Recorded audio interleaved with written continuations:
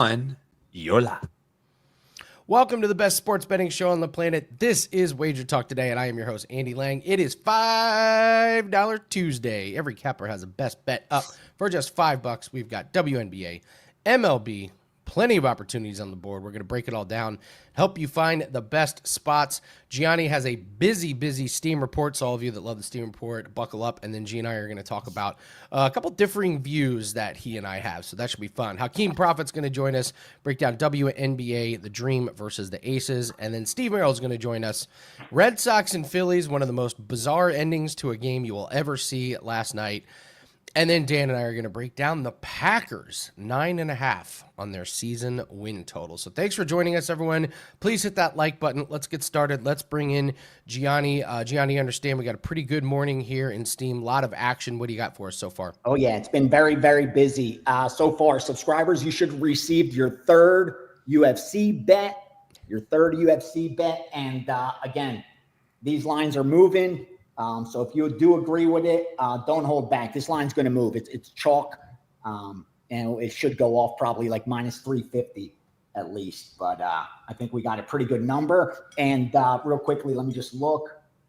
Yeah, our 5% still line moving in our favor. Always good to see. So there's a 5%, a 4%, and a 3% already for you in MMA. Also, more futures came in NFL. You got that playoff. Will they make the playoffs or not make the playoffs?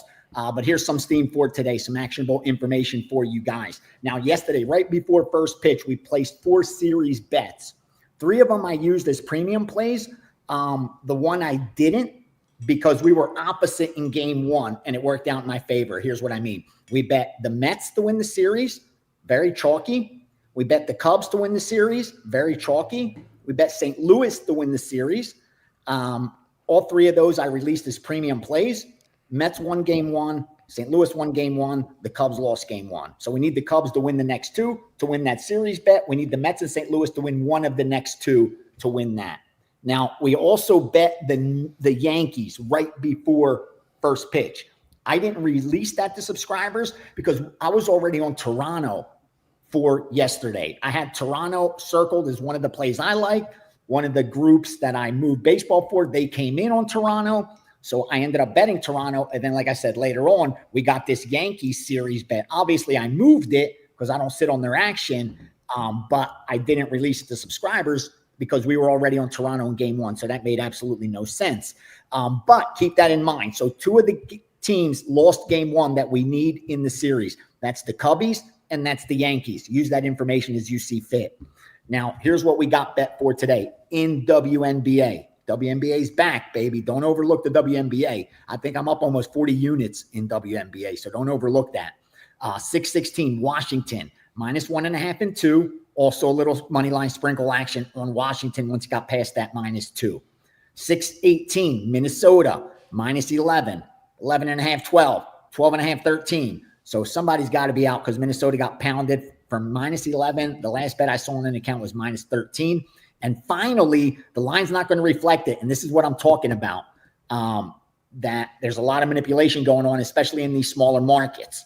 If you look at the betting line for the Indiana Fever, it'll look like the favorite's the side based on line movement alone.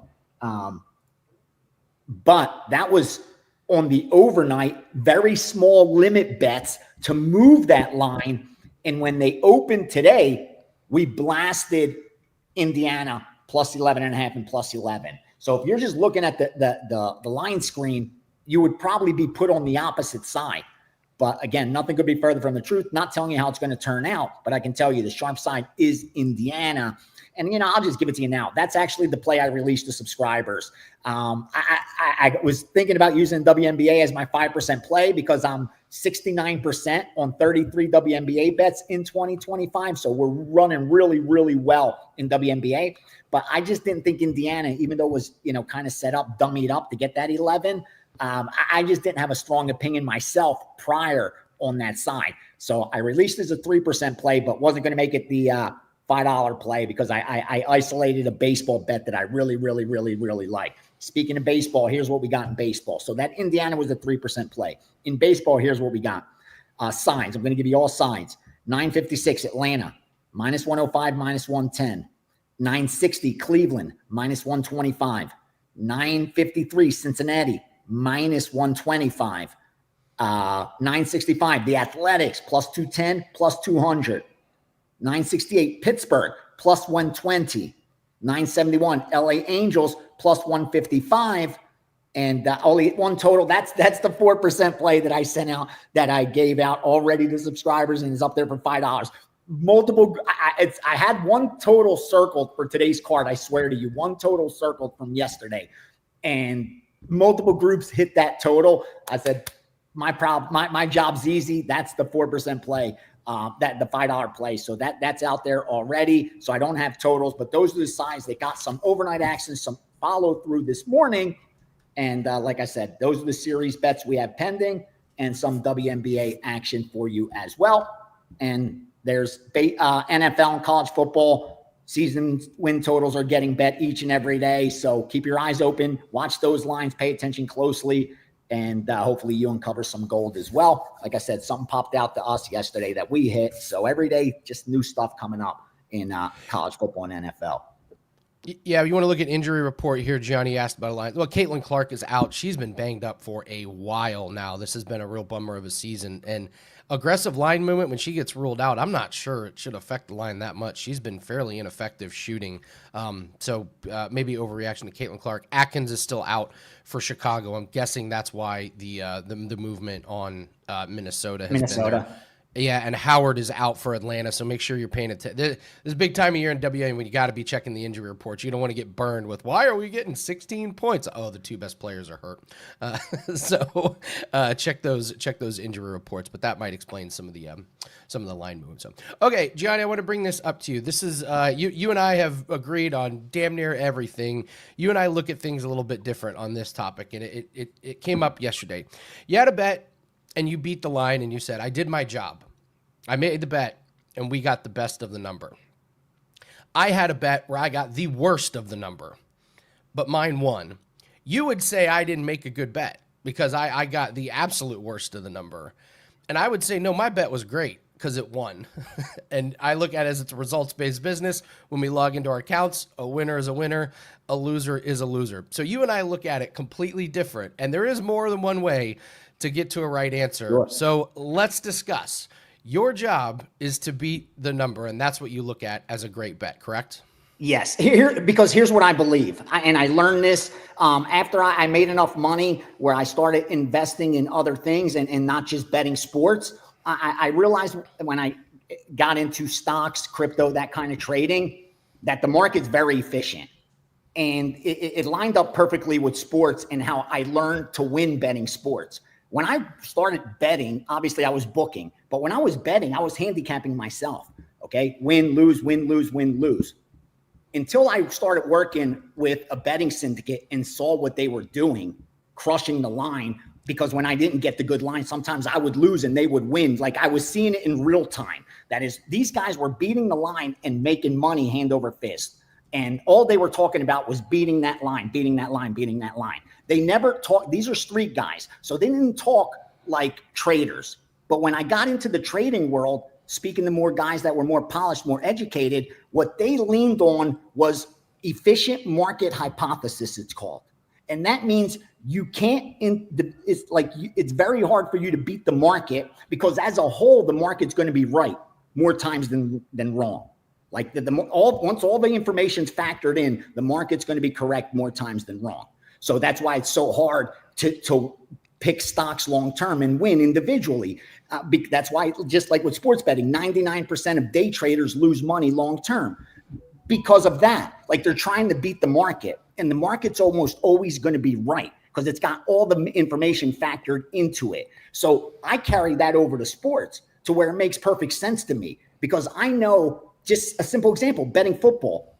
We're going to get the week 1 lines a week before, 2 weeks before, what have you. That early on, I don't know the weather. I don't know the injuries. I don't even know if the team won or lost the week prior. I know nothing like that. I don't know anything, okay? 10 minutes before the game, though, I know all of that. I know what the weather is. I know who's playing and who's not. All that information is now factored into the line. So that line should be the sharpest it is. because right before the game starts, that's when all the information's factored into the betting line. So my conclusion is once it's factored into the betting line, it's no longer valuable information. Kind of like with a total, like knowing it's going to snow. If you get down on an under before the adjustment, it makes sense. But after the line moves from 35 over under down to 31, just because it's snowing isn't helping you now. But if you got out ahead of that move and you went under 35, and because of the bad weather, the game goes off at 31, my conclusion is you beat the market. You got ahead of where the market's going to conclude this line should be. And if you do that over and over and over again, you should end up profitable.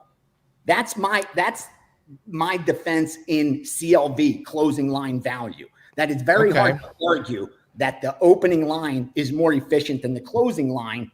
And more importantly, it's also hard to argue that you can consistently make money not doing that. Meaning if the line's moving against you, and to consistently make money, I believe is impossible. Now, there's going to be times, again, in the short term, anything's possible. We defy probability all the time. I talk about it. I bring the same example all the time. At the roulette wheel right now, down the street from my house is a casino. Someone just hit a number and they got paid 35 to 1. They're happy. They put $10. They won $350. God bless them. But we know that's a bad bet because there's 38 numbers on that roulette wheel. So they only got paid 35 to 1. So unless they were getting 39 to 1, it wasn't a great bet. If they were getting 38 to 1, then it was a coin flip, 50-50. No one had an advantage. But since we know they're only getting 35 to 1, we know he placed a terrible bet, but he still won. I carry that over to CLV. You could win without CLV, but I don't think you could do it long term. So I look at it, maybe this is just me personally. I look at it that I think me and my team can do the research that we know a little bit more in the market. And maybe it has to do with that we're betting a little bit more of the obscure bets. Like we're not betting NFL money lines. We're not betting NFL spreads. But, you know, for example, we got where do you cash to cricket play this morning. We knew more than the books did on this one. So I look at it and say, listen, you give me one fight, I may or may not hit it, but you give me 12 fights on a card to research, I'm going to find that one that I know more than the market does. And I just think you give me just one or two little inefficiencies, I believe that my research can outdo the market. And so when I look at it, I understand that, but where I think you found the advantage is that the market hasn't factored in information that you may uncover. Because so you got to remember why you don't always need that CLV. And you're right. It's because the book's job isn't to predict the outcome. Like when they put a line as -7, they're not saying team A is going to beat team B by 7 points. What they're saying is that at -7, we're either going to balance the money, which is we're going to get 50-50 on both sides, which makes us a lock to turn a profit because we're just playing broker, which is almost impossible to do. They're almost never going to get 50-50 on everything. So since we can't get 50-50, that's only in a perfect world. The other way we could ensure we profit is by shading our line towards biases and making sure they're getting the worst of it. Like they're already getting the worst of it by laying 11 to win 10. We already have a 4.5% edge on them as the book. Now, though, I can make that a 6 or 7 or 8% edge by shading it towards your biases of what we saw last, of, you know, an overreaction to what a player's worth. And you, being an astute capper, may be like, dude, Caitlin Clark ain't worth that. The book may know that as well, Andrew. The book may know that also, but be like, you know what? We have to do that to protect ourselves. We know she's not worth 8 points, but if we only make it 6 points, we're going to get blasted with nothing but money on that side. So let's do that. And it's okay if guys like you come in and get the best of it. In those situations, I agree with you. CLV is not going to be the end all be all, but in a big picture theme, like I think even I bet if you looked at your last 1,000 bets, I would say you beat the closing line at least 70% of the time. I would, even on the most obscure ones. Most likely, especially in the props market. I would say you're a lock to do that. And that's a low figure. Based on your results over the last 3-4 years, I would say it's even higher than that. It's just you trust yourself enough that that doesn't, sometimes you will say they are wrong. That number is off still. And I respect that. I love guys that do that. I love guys that could do that. Like, I think don't change. Don't freaking change. Oh no, we ain't Speak for changing, themselves, bro. Yeah, and maybe the other thing is because we're so low volume, like you give me 12 fights, and if I can make money off of one, that's all I care about. You probably can find 8 lines that you can beat it, and so the higher volume, you have a much better chance to do that. I'm not going to win 9 out of 12 bets with research on a UFC card. That's pretty much impossible. So it's an interesting topic. I love it. I love it. It's differing opinions, but it's more than one way to get a winning ticket to the window. We will absolutely continue this conversation because the more we can talk about this and the more we can, I don't want to say debate, but just show our differing opinions. And you see other perspectives, bro. Listen, I used to think, and I know there's other great guests waiting to be on, but I was so anti-parlaying in MMA, and I was actually shown long-term results of a bettor that made money betting MMA parlays. How am I going to tell this guy not to do that?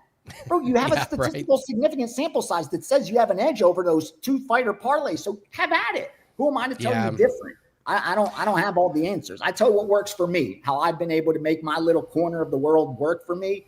And, once you figure it out, bro, keep doing what you're doing. And you have it figured out. Obviously, you have a big enough sample size to prove that. So approach it the way it makes sense to you, bro. It makes sense to you. You don't have to defend it at all. Yep. All right. Well, we're going to continue this conversation. It's $5 Tuesday. Tell her what you have up for clients. I think you already did. There's that $5 MLB play. I love this play. I swear to you. Even a cash bet at the window, which, I lost the last cash bet at the window on Saturday in MMA. But this one was worth a definite cash bet. I need to get that back. So there's the 4% play up only for $5. WNBA I gave you for free. It's Indiana plus 11.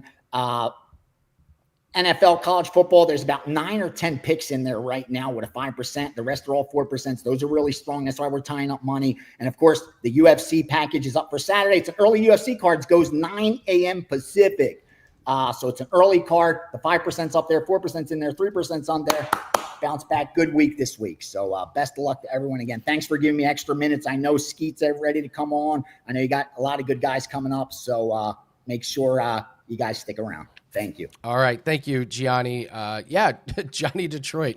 Books very rarely ever kick someone for winning. They boot you if they see you have an advantage on them on the numbers they post. Yeah, we tell people all this time, if you're betting on the legal books, do not beat the number on props. Don't do it. You will get your book limited very, very quick. So be careful with that. So, all right, thanks, guys. This is a great discussion. Listen, leave us a comment. Tell us your opinion on this topic and tell us if you're enjoying this. I think it's important that we keep talking about these things. Like we mentioned before, it is $5 Tuesday. Perfect time to test out new handicappers or ride with your good old favorites. Every handicapper has a $5 play up. No limit. Grab as many as you want.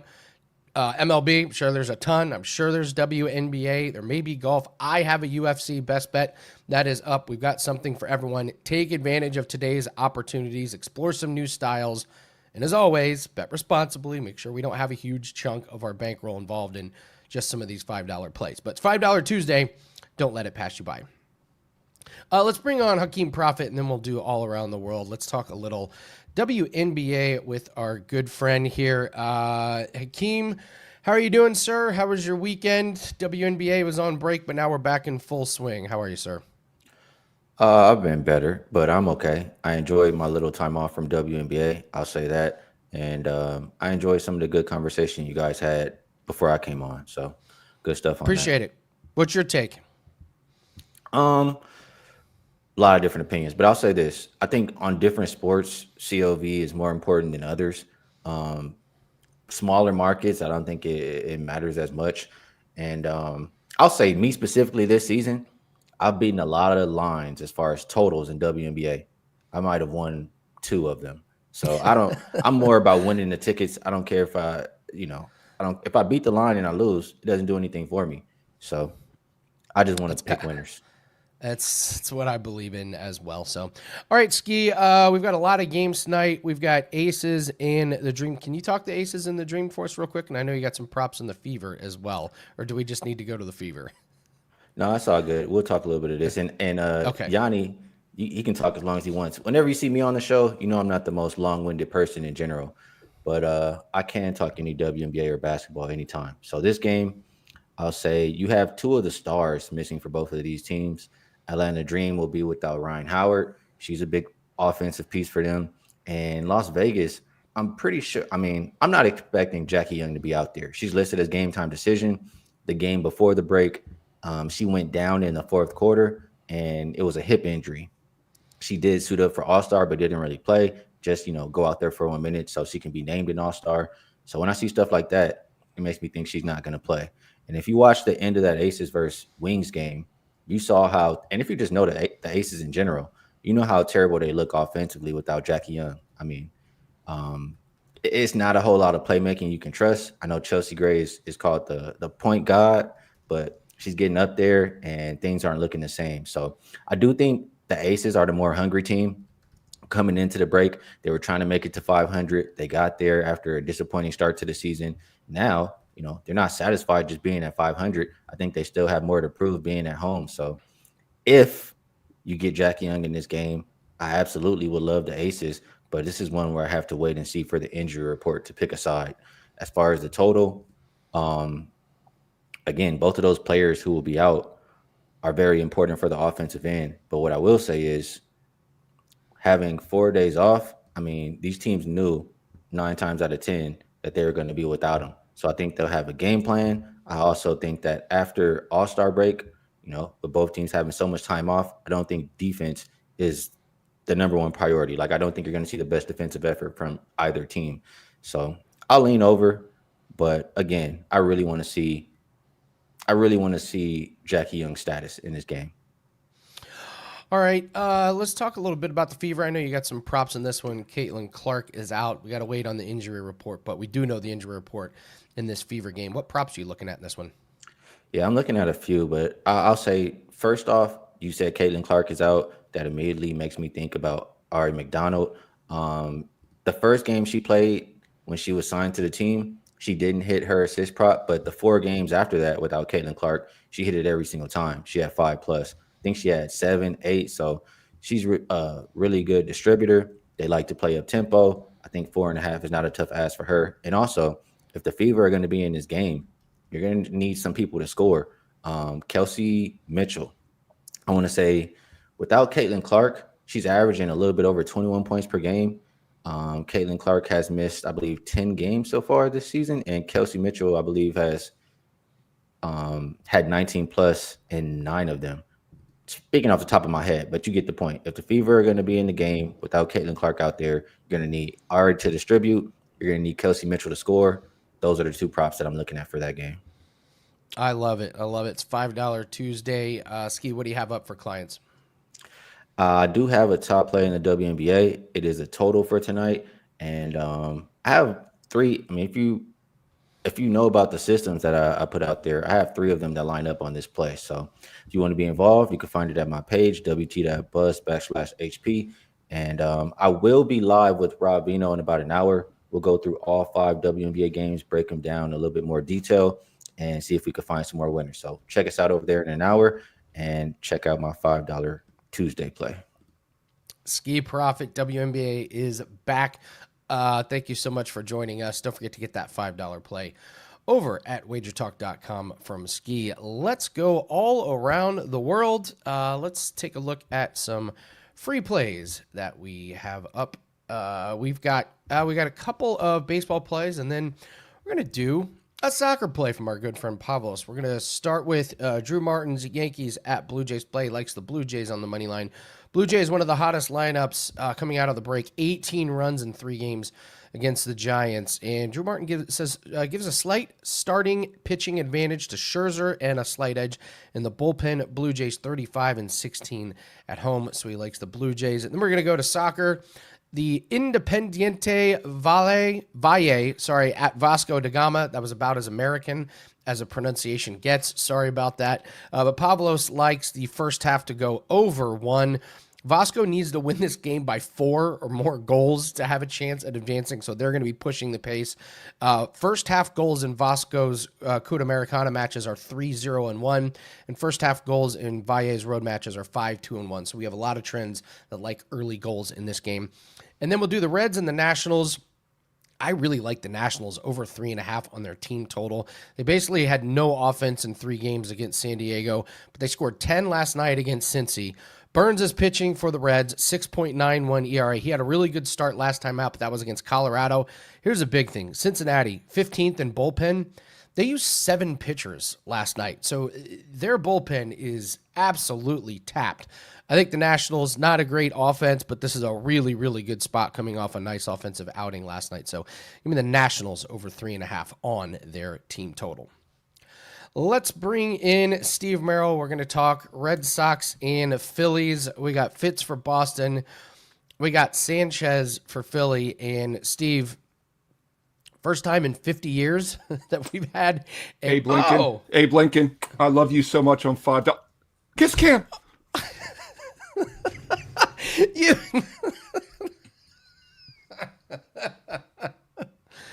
Great. Now Steve has to step down from his post at WagerTalk. True story. This is how Johnny Detroit lost his first CEO job at a Run DMC concert in 1986. Damn. Yeah, Wouldn't you know happens. it? Wouldn't you know it? That's great, Steve. I love the kiss cam. It's amazing. I was going to try and match you with your $5. I was going to, but like quarters doesn't exist. The quarters. Oh, look at that. Prop Exist. master, Andy Lang. The prop master. It's not as sexy as when you bring out a $5 bill. So I will splash the pot whatever I want. All right. Unlike that, whatever, CEO, I don't hide my love. Abe and I are we're an open book. I don't hide my love for money. I don't hide it anyway. Exactly. Let's talk this. I mean, first off, what a bizarre ending last night. Catcher interference, walk-off loss for Boston. First time in 50 years. Surely you're going to take that into your handicapping on this game, right? Catcher advantage for Philadelphia. Did you have that prop? You're the prop master. What were the odds on that prop? Didn't see that one. Most books didn't have it. All right, well, let's talk about this game. Fitz for Boston, Sanchez for Philly. Philly minus 195. That's the favorite here. Over, under 8.5. What's your breakdown on this game? So neither one of these offenses really hitting the ball that well. The Red Sox have had single-digit hits in 8 straight games. They've gone under 6 of those last 8, even before the break. The Phillies had that 17-hit breakout against Verlander and the Giants back the last day of the first half, the last Sunday before the All-Star break. Or I'm sorry, not last Sunday. It was on the 9th. It was a couple of weeks ago. But I bring that up because if you look at the Phillies, otherwise, 11 of their other 12 games, every other game except that one, they've had single-digit hits, even though they've gone over 3 of the last 4. What's tricky about this game, though, Andy, and by the way, I do lean Phillies in this one. I would probably play them run line minus 1.5 around even money. Did not work out last night. They got the 3-2 win, didn't cover the run line. But what gives me hesitation, what leaves this off my client card tonight, is the fact that the Red Sox have been really good against left-handed pitchers this year. And Tokyo Brandon and I talked about this on last call last weekend when I guest host. And I asked him, and he's a great baseball handicapper. You know, I was number 1 last year in units 1 in Major League Baseball. He's been number 1 like for 3 years in a row combined. And neither one of us rely much on lefty-righty stats. And Tokyo had a great point. He's like, those are against other pitchers. And I do agree with that. With that said, though, it is still a kind of a little bit of a filter that I use when looking at games. And I just wanted to point this out, that the Red Sox this year against lefties, especially on the road, have been much better. And in fact, overall, in all road games this year, they're averaging about 4.3 runs a game. They're averaging 5.9 per 9 innings against lefties, batting .240 against lefties on the road, against everyone on the road, .267 against lefties. So it's about .225, .230 against right-handed pitchers. How do we use that to our advantage? Well, maybe a first 5-inning play with the Red Sox instead of a full game. You can get them at +1, -115 in the first 5. You get them at plus money, +120 on a half run. So I do like the Phillies overall in the full game. If you are looking Red Sox, I think you're much better off playing them first 5 or playing them early. And for my official free play for this game, I'll give you Red Sox over 1.5 runs in the first 5 innings. Now, I know Sanchez is a good pitcher, but once again, the Red Sox have been lighting up lefties all season. You never know what you're going to get with the bullpen in the second half of the game. But we're going to get a lefty for the first 5 innings. I'm pretty confident of that with Sanchez on the mound. So why not play the team total over 1.5? It's 3.5 for the game. It's just 1.5 for the first 5 innings. I don't think I've ever given out a first 5 team total over 1.5. And if you beat these consistently, you might get banned from your book as well. But I think it's a good chance to beat it tonight. All we need is the Red Sox to get to 2 runs in the first 5 innings. I love the first 5 innings team total. I almost did the Nationals over 1.5. I decided to go with the full game. But Rakesh wants to know, what about the Phillies team total over 4.5 today? They 3.5 moved to 4.5 is a big move. Steve, is that a little too risky to play? Pass, or you want to sprinkle on that one? So they got to 3 last night in extra innings in 10. They only got to 2 against the Angels on Sunday. They did get to 5 against the Angels on Friday, but they had 2-4-2, 3-1, and 4 their previous 5 games before the break. As I said earlier, they've had single-digit hits in 11 of their last 12 games. So they're not exactly lighting the ball up, to say the least. I do think they get a favorable pitching matchup, and that's one of the reasons I do like the Phillies full game is Richard Fitz is not going to give the Phillies fits. How do you like that? 4.3 ERA, 4.2 over his last 7 starts going back to early April. He was out of the rotation for late April and most of May. Since he's come back, mediocre results. I will say this, though, Andy. His numbers are probably better than his overall numbers because he had that terrible outing. Second time he returned back on June 2nd, gave up 6 runs, 5 earned in 1 inning. So if you take that out of the equation, maybe Fitz is a little bit better than his overall seasonal numbers. I need to see more from him first. So, but yeah, the Phillies offense is not in great current form, and Fitz may be a little bit better than that overall 4.2 ERA if you take out that one really bad start. And before we let you go, any teams you got your eye on second half of the season? Could be a team you're looking to bet on, team you're looking to bet against. Any teams that kind of jumping off the page here where you're like, yeah, the team's overvalued or undervalued? Well, you and I have talked a lot about this, about the crazy American League East, how the Blue Jays are barely a positive run differential, and they're winning the division. The Yankees, 109 net runs still. But I don't know. Something just doesn't seem right with the Yanks. They have gone 6-4 their last 10 now after having that slide. Blue Jays, though, keep winning. 7 out of their last 10, 4 straight. They're now 4 games up. I still think when all is said and done, the Blue Jays are going to regress a little bit. But the one thing that gives me pause for concern there is the Blue Jays are 32-25 against winning teams. Yankees are only 28-29. So, maybe Toronto is for real. We'll find out. In the National League, I still think the Dodgers are probably a play-on team. They've only won 3 of their last 10 games, but they're really loaded, and I think they're going to catch lightning here at some point. They kind of did it last year, but once again, the concern I have with the Dodgers, like the Yankees, they're below 500 against winning teams. In fact, the only team in that division that has a winning record against winning competition is the Giants. Padres are 12 games below 500. Giants are actually 28-25. So San Fran, a little bit of a play-on team for me, but I think the Dodgers still pull away and make a run here in the near future. Okay, do that segment real quick again. The winning records against winning teams in the Giants. Do that again real quick. So in the National League West, only one team has a winning record against above 500 opponents. It's not the Dodgers. It's not the Padres. It's the San Francisco Giants, 28-25. Dodgers 24-27, but the Padres 20-32 against winning teams. The Diamondbacks are 30-32. So in that case, you can maybe say San Diego is also a little bit of an overrated team. And by the way, they only have a plus 18 net run differential. They should be 52-48 instead of 55-45. So Padres probably overachieving a little bit. That's great stuff, Steve. That is really valuable information to know. You got to be careful when you're playing these Dodgers, and the Dodgers are going to be favorites in those games. So these public teams overvalued in some of these matchups. That's a really, really good look there. So $5 Tuesday, Steve. What do you have up for clients? So we have an advanced NFL $5 play, which I put up last week, an NFL season win total. It's the only one I've released all year. It's my favorite win total of the season. That is up for $5 right now, and also going to have a strong baseball best bet because that $5 NFL play is up all summer. So this is actually a rare opportunity to get 2 $5 best bets. My top baseball best bet tonight, and also that NFL total play, if you didn't get it last week, is still available. Really like this season wins play. And by the way, free plays every day as well. The last cut for my best bet card always goes up as a bonus free play, and it is in that Yankees-Blue Jays game tonight that I just talked about. So get a free play Yankees-Blue Jays as well on my page right now. Steve Merril, WagerTalk.com, and get there quicker with shortcut WT.buzz/SM. Steve Merril, incredible segment. Those stats are fantastic. Those are stats you got to know when you're doing your handicapping. So thank you so much for joining us. Once again, guys, it is $5 Tuesday. Take advantage of every capper on the site is eligible to have a $5 play up. My play is in UFC. We hit our $5 play last week at the Open Championship. So looking to make this a nice 2-0 in the last couple weeks here on $5 plays. We want you to get as many as possible. Try out new handicappers. Try out the handicappers that you've tried out before and haven't seen in a while.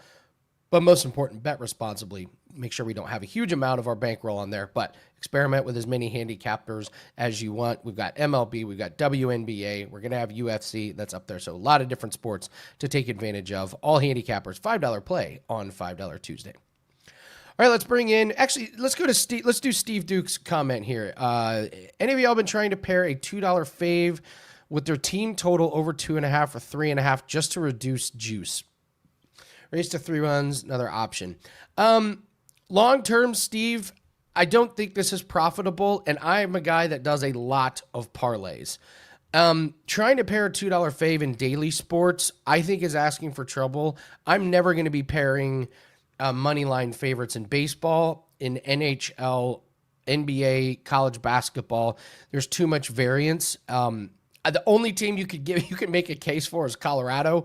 The Colorado Rockies have been awful, but then again, they won 2 games against the Twins. So I make it a rule that I don't do any money line parlay pieces from any of the daily sports. I just don't think over the course of a season it's going to be profitable. And anytime you're adding a parlay piece in just to reduce juice, like, it needs to be very, very well handicapped, and you have to have all the reasoning in the world to make sure it's in there. But just picking a random favorite just to say, oh, I'm going to reduce juice and not knowing all about that piece, I think it's really hard to be profitable. So for me, not really. I don't know if I would recommend that. So, all right, let's bring in Dan and let's talk the Packers here. Going to the NFC.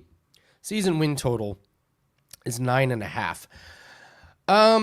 I gotta be honest, Dan, I think they nailed this number exactly. This one is really hard to find a good way to go over or under here. I went to Pro Football Focus. I know they're not the be-all, end-all, but it's at least a starting point here. And I was pretty surprised here. They have their defensive line ranked only 24th. Their offensive line 14th. They don't seem too high on this team, yet they were 11-6 last year. And they had their offense ranked 8th last year and their defense ranked 12th. I know they got some injuries at the wide receiver position, but I'm interested in your take before we go over the schedule. What do you make of this 9.5 number on the Packers? Yeah, honestly, Andy, we're a little bit at odds here because I think this is a full game low on the Packers. Let's go. This is a strong over bet for me. Absolutely. The 9.5 for me. Just again, it feels at least a half win. Like, this thing should be sitting at 10. So, all right, let's start with the fact that this team, as you mentioned, they win 11 games last year. Andy, since the Eagles and the Packers had to play on that absolute joke of a field in Brazil, Jordan Love wasn't healthy the entirety of the year. Even when he was good, he was not good. And the fact that they were able to amass 11 wins, I think is a huge harbinger of what's to come for this team. They had a great draft. They finally shake off not taking a wide receiver high in the draft, thumbing their nose all those years at Aaron Rodgers. He sees what they do in the draft this year and was like, where was that when I was here? I think they have weapons galore. And sure, yes, there's injuries heading into the year, but they kind of have an embarrassment of riches in that wide receiving core. No one who's going to be the absolute stud runaway one. But for how this offense is predicated on spreading the ball around, you don't really need a guy who's the number one wide receiver. You don't need a Devontae Adams and then the rest. They have, addition by a strong wide receiving core there. You wonder what the NFL thinks about them. Right out the gate, they have like 4 different primetime games. So this is a team that the NFL expects to be pretty solid, and I view it the same way. I think that this team's not only a contender to be winning their division, a contender to go over this win total. I think this is a contender to potentially be winning the Super Bowl for this year. This is a team I'm very bullish on. I think start in the fact that they're here in the NFC North, they're going to be sharpened. Their iron sharpens iron. So they're playing in arguably the toughest division in all of football outside of maybe, I would say the AFC West, where each of those kind of has the bottom feeder in the Bears and the Raiders that are kind of the wild card. But for me, I think you have the wrong team favored to start this division, right? You got the Lions favored to win the division. I think it should be the Packers heading into the year. So over 9.5 for me, and give me the Packers to win the NFC North plus 260. I think you can get it plus as high as 290. So I'm all in. Go Pack, go. That's the way I'm viewing this team, Andy. I love the conviction, Dan. All right, let's do their schedule real quick. Lions, Commanders to start the season, but then at Browns, at Dallas. I hate this bye so early in the season. What is this buy in like week 5? It's brutal. It's worthless. Come on. Then they go Bengals, at Cardinals, at Steelers, Panthers. That's a good winning stretch potential there. Eagles, at Giants, Vikings, at Lions, Bears, at Broncos, at Bears, Ravens, at Minnesota. I'm leaning to the over as well. I'm not fully on board as you, but looking at the schedule, and I agree that the Jordan Love injury was so swept under the rug. Don't we always talk about quarterback injuries, and yet it was just like, well, Jordan Love's not running as much. It's like, yeah, his knee's swollen up to the size of his head. Of course he's not running. Like, oh, the offense may not be clicking. Like, of course not. He's hurt. So I'm with you. It's a completely undervalued story. I think 10 is the right number as well. I'm rolling with you then. You sold me. You feel Andy, confident on this the one. Detroit fans are coming out in full force. We got Gianni Detroit, who's a member of the WagerTalk Insiders. You can join WagerTalk Insiders here. You get some special perks that we have coming up. It's really cool. Shout out to the guy who joined us here. We got Ronald Blackledge who joined in. WagerTalk Insiders. You can become an exclusive member here on YouTube. Johnny, one of those. He must know someone that he had early access to become a WagerTalk Insider. But Johnny, stick to lacrosse, buddy, dropping a full pie when doing a video. They're angry, Andy. But we had Chris Allen, the guy we work with, he messaged me just saying, you a op. Andrew Wojcik, Detroit in the house. They're not happy with me, brother. They're not happy with me, brother. But when the wheels fall off, Detroit, and I can come on the show and say, hey, guys, I tried to tell you so. Ride the Packers in this division. Then we can circle back. But until then, we'll allow them to besmirch me. As long as they're commenting after the video, telling me what a jackass I am, make sure you do that. Don't just drop it in the live chat. Tell me I'm an asshole in the comments after the show. That those comments, Dan, smells like insecurity to me. It smells like fear. It does. I do smell a slight amount of fear in the chat here today. So who knows? We'll see when we circle back. I'm shocked they're not bashing me more for the Penn State hat. You know what I mean? Like, oh, the Penn State guy's telling us that we're going to go over, we're going to go under. So yeah, keep the hate coming, but keep it coming after the video goes live.